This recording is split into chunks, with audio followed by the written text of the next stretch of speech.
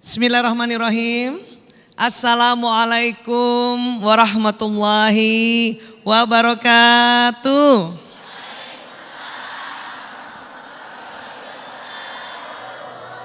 Alhamdulillahirabbil alamin.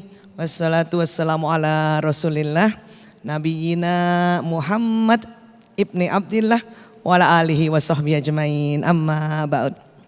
Ibu-ibu yang keren, takbir. Allahu Akbar, Masya Allah. Ya, baik, saat ini kita sama-sama mengetahui bahwa sekarang anak-anak atau remaja-remaja atau ada istilah yang keren sekarang, generasi milenial, generasi digital, betul ya? Jadi sesungguhnya setiap zaman itu memang ada orangnya dan setiap orang ada zamannya ya. Saat ini generasi digital itu sebetulnya menurut ilmu otak atau kita sebut ilmu neuroscience, itu ternyata memang Allah Ta'ala menciptakan sel otak anak-anak zaman sekarang itu ada perbedaannya dengan orang tuanya. Anak-anak sekarang memang yang lahir mulai 80, 90, 2000 dan nanti seterusnya itu sel otaknya memang bekerja seperti komputer yang lebih canggih dibanding komputer dulu ya. Dimana otak mereka itu bisa menampung data-data, menampung informasi yang lebih banyak dibanding otak era lama ya. Nah, banyak juga yang mengatakan anak sekarang teh payah katanya. Anak sekarang itu ya semua apa-apa mau instan. Katanya begitu ya. Semua apa-apa dia mau cepat. Anak sekarang katanya dia tidak punya daya tahan untuk menghadapi stres. Tidak bisa kuat. Ya. Sebetulnya ketangguhan anak era sekarang itu memang beda dengan ketangguhan era yang dulu ya. Zaman dulu barangkali kalau mau pergi ke satu tempat untuk membeli makanan ya, kita harus naik kendaraan, apakah naik motor, naik sepeda, naik mobil atau jalan kaki. Sekarang kalau kita mau makan gimana Bu? Gampang kan? Iya, pakai apa? Jempol. Ya kayak gitu ya. Memang anak sekarang ketangguhannya bukan untuk pergi, tetapi anak sekarang ketangguhannya apa? Apabila mendapatkan informasi di gawainya, dia harus tangguh untuk menseleksinya. Ya, ini betul ya atau bohong gitu.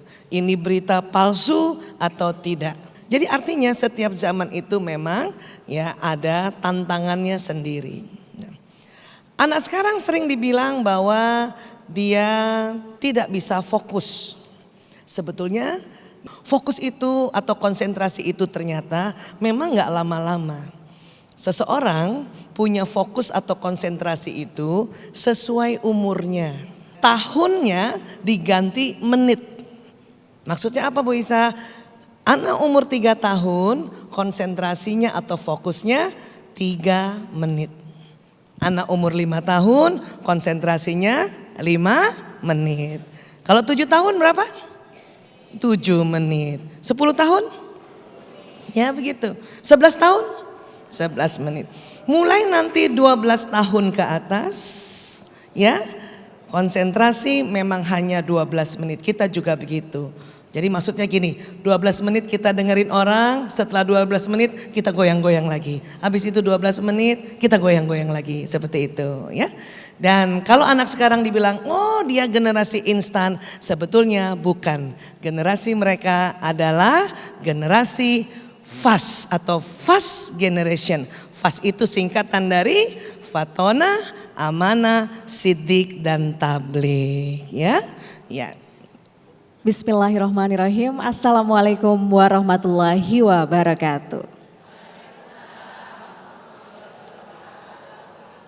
Sahabat jiwa, segala puji bagi Allah dan segala nikmatnya, serta solawat dan salam semoga tercurah kepada Rasulullah Sallallahu Alaihi Wasallam.